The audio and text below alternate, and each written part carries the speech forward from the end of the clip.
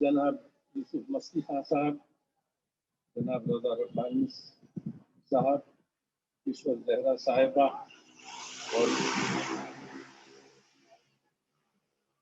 हमारे मेहमान खुसूसी जनाब सैयद मंजूर गिलानी साहब, दोस्तों और साथियों, मैं अभी सोच रहा था कि महराज मोहम्मद खान साहब के साथ मेरा ताल्लुक 1970 से शुरू हुआ और उनकी सारी जिंदगी, बकिया जो जिंदगी थी 2016 तक, मैं उन्हीं के साथ सियासी तौर पे मुंसलिक रहा।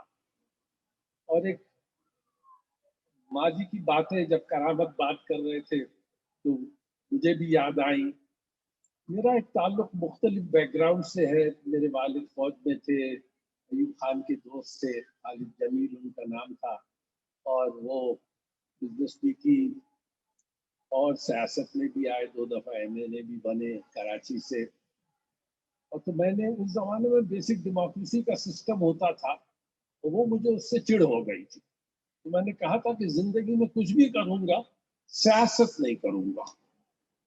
लेकिन हुआ ये कि बाकी सारी जिंदगी सियासत की। क्यों? क्योंकि लंदन जब गया तो उधर हम सोशलिस्ट बन गए। वियतनाम वॉर मार्चेस होते थे, हमने देखा फ्रांस के अंदर वर्कर्स और स्टूडेंट्स का डिगॉल के खिलाफ ऐसा जबरदस्त नौछार हुआ। फिर उसी साल हमने देखा सोवियत टैंक्स प्राग में आ गई। तो हम लोग जरा कश्मकश में थे कि अगर ये कैपिटलिज्म है तो वो उधर सोशलिज्म से भी टैंक उतर आई। तो हम बिल्कुल चीन की तरफ हो गए जहनी तौर पे। अब आए तो कुछ लोगों से मिले और वो तकरीर थी 23 मार्च को। हमने सुना कि मौलाना भाषानी और महराज मोहम्मद खान और बसीउर रहमान, वो भी एक बड़े पुराने लीडर थे, वो, और रशीद हसन खान, वो मिस्टर पाक पे तकरीर कर रहे हैं। हम भी पहुंच गए, जाके दरिया बिछी हुई थी और हमने जाके और वो तकरीर महराज भाई की सुनी। तो मैं बाज़ औक़ात दोस्तों से कहता हूँ, यार मैं तो एक ही तकरीर की मार था और उसके बाद हम उनके साथ हो गए। अच्छा, अजीब सी बात है, आखिरी दिन थे अयूब खान के। These are little footnotes to history. मेरे वालिद गए थे अयूब खान से मिलने। शायद अयूब खान ने 1 हफ्ते बाद इंतजार छोड़ा। तो वो सोच रहे थे कि अब अयूब खान इलेक्शन तो नहीं लड़ेंगे, बहरहाल उनके पार्टी चीफ थे, तो उससे जाके सोचें कि अगले इलेक्शन के लिए आपने क्या स्ट्रेटजी सोची है। तो जब वो वापस आए, मैं गया उन्हें लेने एयरपोर्ट। मैंने पूछा, आपकी मुलाकात हुई थी? से हाँ, लेकिन उनका मूड बहुत खराब था। कहने लगे, मजा नहीं आया, हिम्मत हार गया है, he's lost the spirit, जान नहीं रही। मैंने से कुछ बातें हुई? बोले तो वो बात करने के तैयार नहीं थे। वो कहते थे, खाली जरा अच्छा चाय पी लो, अच्छा चाय नहीं कुछ कॉफी पी लो कुछ। ये सब मेरी सारी बातें टालते रहे। तो फिर मुझसे रहा नहीं गया। मैंने कहा, मैंने आपसे कहा था कि जुल्फी पे हाथ रखें और आपने नहीं किया, और वही आपकी तबाही का बायस बना। उस पे अयूब खान चिरागपा हो गए। और ये पहली दफा मैंने महराज मोहम्मद खान का नाम सुना। तो अयूब खान चिल्लाए, व्हाट इज जुल्फी खालिद। जुल्फकार अली भुट्टो को अच्छी तरह जानते थे, बड़े आदमी थे, उसको भी अंदाजा नहीं था कि कितने बड़े आदमी होंगे, लेकिन उस वक्त उसका कहना था, what is Zulfi Khalid, the real man is that communist Mehraj Mohammad Khan. वो जब उसके साथ हाथ करेगा तो तुम देखना उसे अकल आएगी। अब मैं 23-24 बरस का था, तो मैंने कहा, ये महराज मोहम्मद खान कौन है?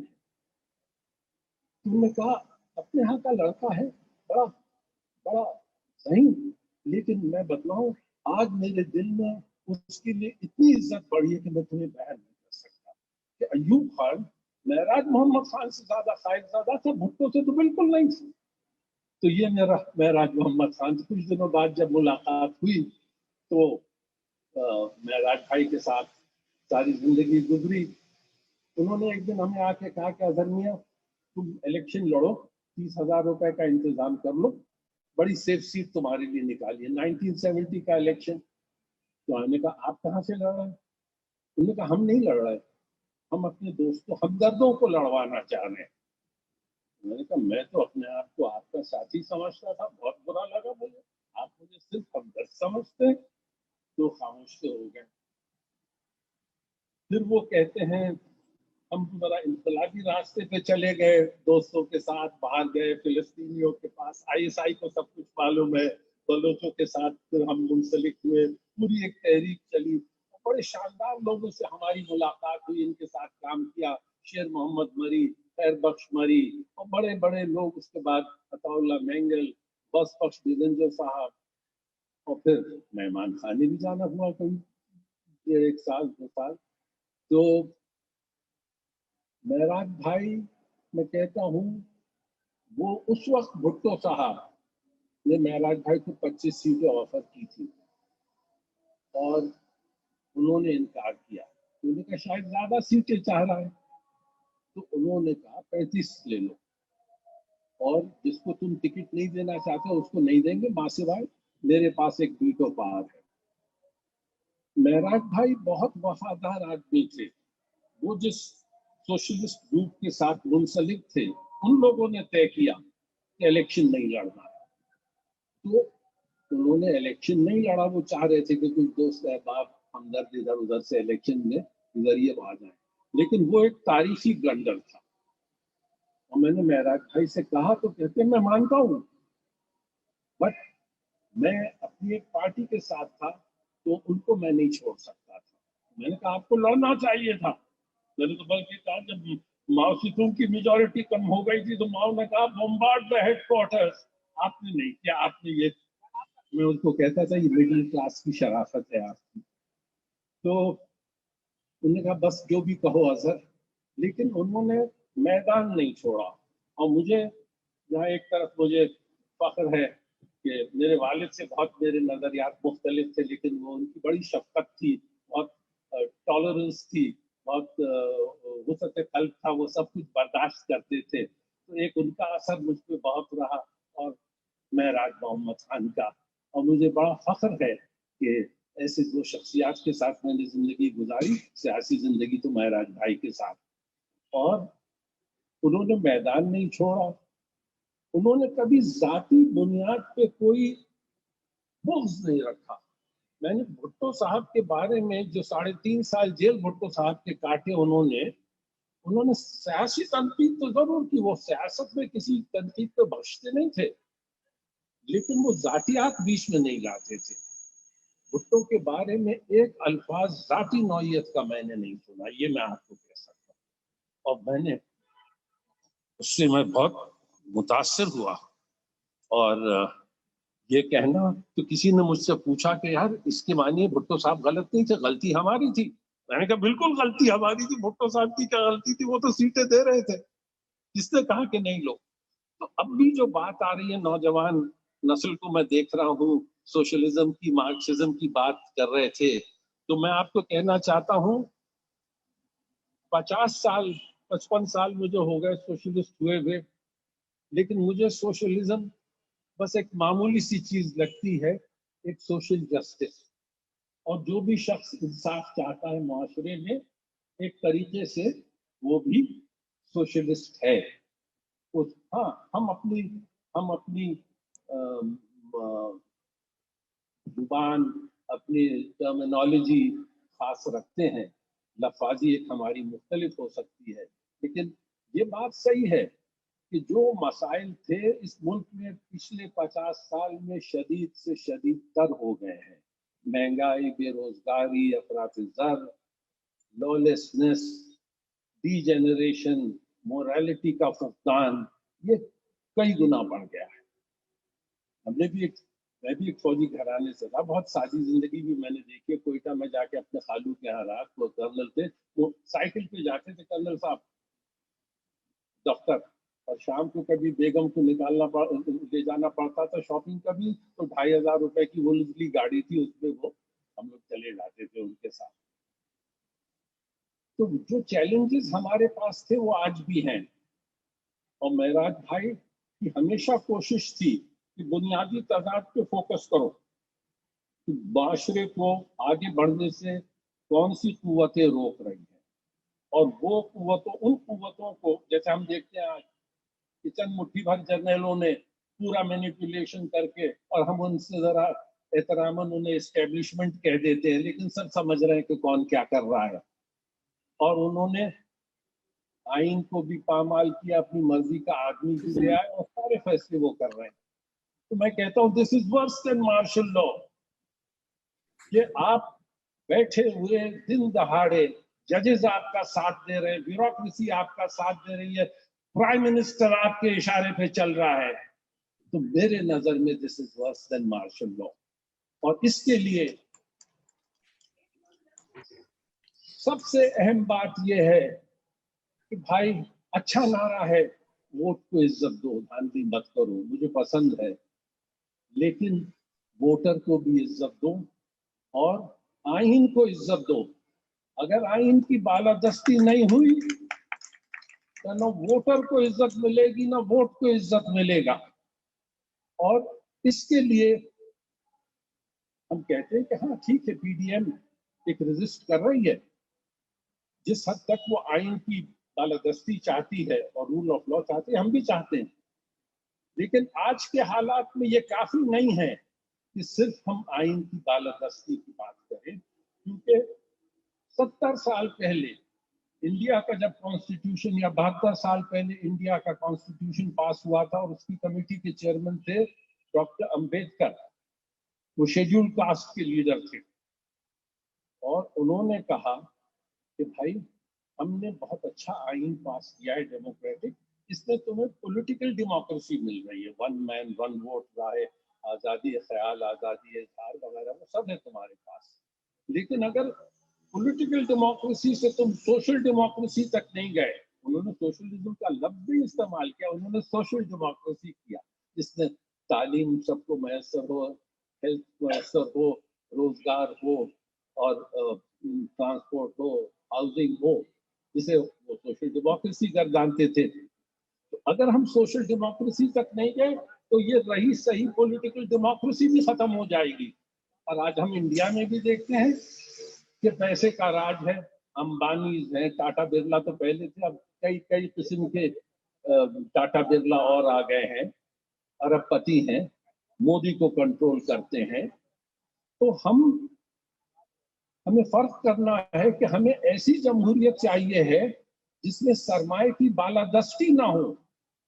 आप प्राइवेट सेक्टर को बढ़ाएं, जितना फरोग दे सकते हैं, एंटरप्राइज दे।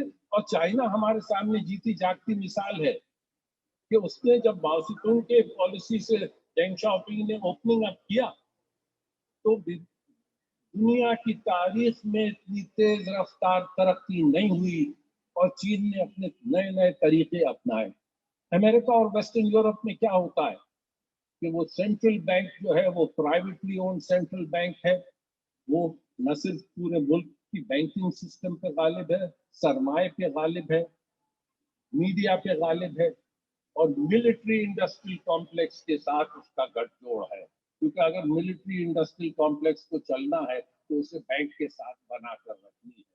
रमसफेल्ड को अगर जंग करनी थी इराक में, तो एक दिन उसे ग्रीनस्पैन के सामने हाजिर होना पड़ा कि भाई जरा साथ देना, तो उसने कहा नहीं, क्योंकि एक ज़ायनिस्ट कंट्रोल भी तो है ना मीडिया पे, बैंकिंग सिस्टम पे। मैं यहूदियों के खिलाफ नहीं हूँ, बिल्कुल नहीं हूँ, लेकिन ये किसी मजहब के नाम पे सियासत कर रहे हैं, तो भाई वो तो मैं फिर इख्तलाफ तो रखता हूँ, दीनी तंजीमों से भी मेरा एक इख्तलाफ ज़ायनिज्म से भी है, वो बहुत पावरफुल चीज है। और इसने अमेरिकन डेमोक्रेसी और वेस्टर्न डेमोक्रेसी पे वो गालिब हुई भी है। उधर प्रेसिडेंट की हैसियत वो नहीं है जो हमारे यहाँ प्राइम मिनिस्टर होता है, तो मजबूत फिर भी होता है। आर्मी चीफ जब टेक ओवर करता है तो बड़ा मजबूत होता है, अंदर उसको चैलेंज करने के लिए कोई नहीं होता। लेकिन उधर जो है पूरी कांग्रेस, यानी 1913 में उन्होंने फेडरल रिजर्व बैंक बनाई, जो गवर्नमेंट का इदारा नहीं है। It is neither federal, it has no reserves, and it is not a bank, and it dominates the American financial system. भाई उन लोगों ने जो इख्तियार किया, और आप देखें जब उन लोगों ने टेक ओवर किया तो हमें दो जंगें मिली। वो प्रेसिडेंट जो था वुडरो विल्सन, उसने वो साइन किया था फेडरल रिजर्व। माफ कीजिएगा, जरा तफसील में जा रहा हूँ ताकि एक चीज दायरे में आपको समझ में आए कि ये हो क्या रहा है पिछले 100 साल में जो क्या हुआ है। तो उन्होंने वुडरो विल्सन को इस्तेमाल किया, उसने कहा मैं जंग में नहीं जाऊंगा, लेकिन उन्होंने उसे जंग में धकेला। फिर वो 9/11 जो था 1921 में, मैंडेट ऑफ पैलेस्टाइन बरतानिया को दिया गया, 9/11 ये करवाया गया मेरी नजर में। I am open to correction, लेकिन जितना मैंने और पढ़ा है ये फॉल्स फ्लैग ऑपरेशन था, और उन्हें आना था अफगानिस्तान, उन्हें आना था ईरान, इराक, और आज अमेरिकी सरमायादारी के पास कुछ नहीं रहा है मां सिवाय कि जंग के जरिए अपनी इलीट को फायदा पहुंचाए। और दूसरी तरफ हम देखते हैं कि चीन अमन के जरिए जंग से परहेज करता है, गुरेज करता है, डरता नहीं है, तैयारी भी करता है, लेकिन उसने अमन के जरिए 800 मिलियन लोगों को गुर्बत से निकाला। तो हमें बहुत कुछ सीखना, तो चीन भी है, मलेशिया भी है, कोरिया भी है, और हम इन लेकिन आज हमें एक प्रोग्राम पे आना है। ये जो आज जिस नहज पे हम पहुंच गए हैं, कि मैं देखता हूं अब अमेरिका की शिकस्त फाश हुई 50 साल पहले या 45 साल पहले, जैसे वियतनाम से हटे थे वो हेलीकॉप्टर की, वही सीनरी नजर आ रही थी। तो ये तो दुनिया ने देख लिया कि मोटरसाइकिल ब्रिगेड जो थी तालिबान की, उन्होंने फतेह हासिल कर ली। अब नजरियाती तौर पे हम उनसे बहुत मुख्तलिफ है, लेकिन हमें इस बात की खुशी हुई है कि अमेरिका को पीछे हटना पड़ा, और हमें इस बात पे भी खुशी हुई है कि उन्होंने कहा है कि हम ब्रॉड बेस्ड गवर्नमेंट लाएंगे, हम इंक्लूसिव गवर्नमेंट लाएंगे, तमाम कौमियतों का उससे ताल्लुक होगा, तमाम सियासी सोच और फिक्र का उसमें शमूलियत होगी।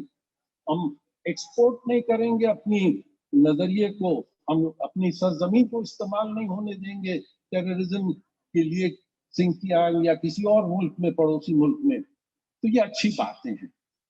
अमेरिका की कोशिश ये है, मैं बहुत साफ अंदाज में बात कर रहा हूँ भाई, इसमें कोई चिल्लाने चिल्लाने की भी बात नहीं है, कि ये जो है उसने टारगेट किया है कि हमको अपने जख्म चाट के पीछे हट रहा है, कि भाई आखिर में इन्हीं को अगर इस्तेमाल कर सकते हो, इस पूरे खित्ते में खलफिशार पैदा कर दो, और पाकिस्तान को जरा टॉप ऑफ द लाइन में, क्योंकि एक न्यूक्लियर पावर भी है।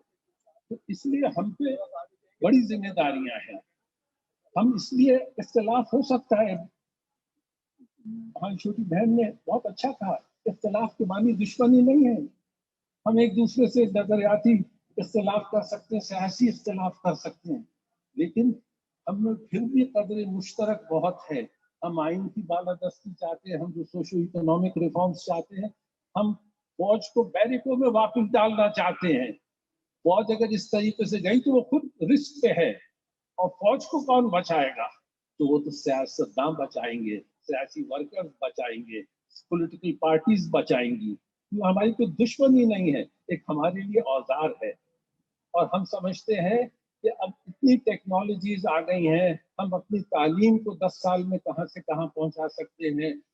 ब्यूरोक्रेसी की हालत क्या है? मुझे रजा रब्बानी साहब ने किस्सा बताया कि एक पेज मैंने दिया था जॉइंट सेक्रेटरी को, ये सारा खत एक पेज लिख के आ जाओ, इसे यार इतनी गलतियां उसमें थी कि मैंने वो फाड़ दिया। मैंने कहा माफ कीजिएगा, मैं खुद ही लिख लूंगा।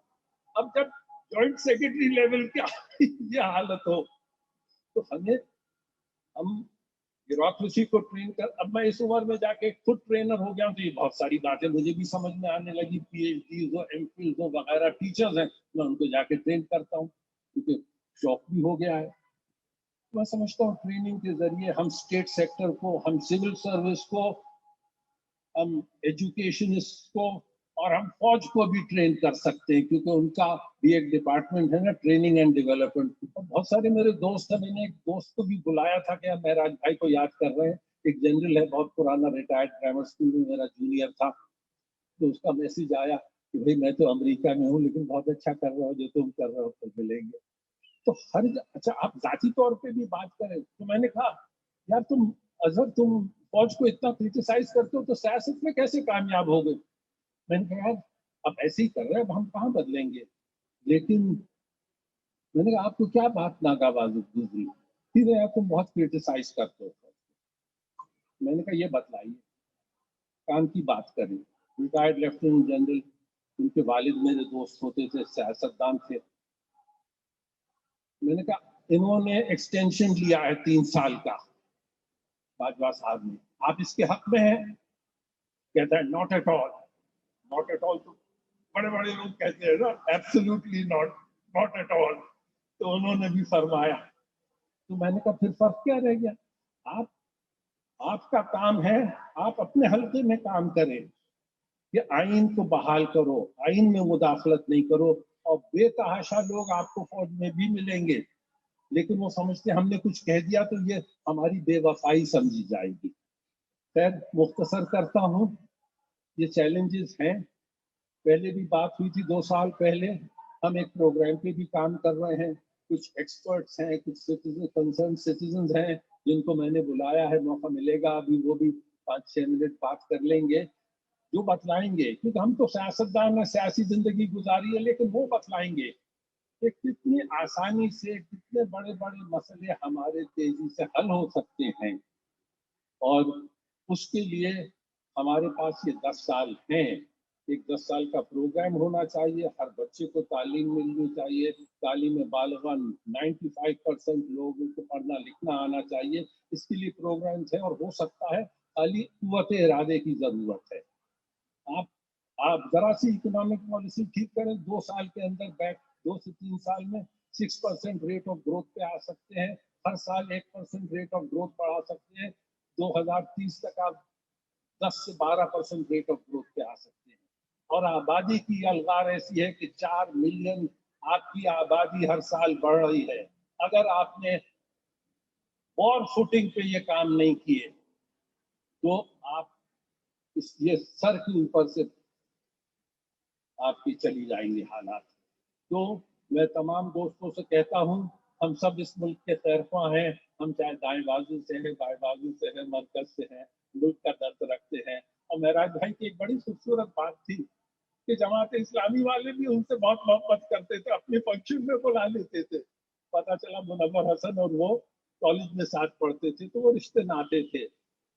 कारी शेर अफजल JUI के थे, तो ऐसे ही थे कि वो लोग कहीं कहते थे, साथ बैठ गए थे तो कॉमरेड कारी शेर अफजल एंड मौलाना जान साथी, इतनी वो गुर्बत थी कि मजाक भी होता था।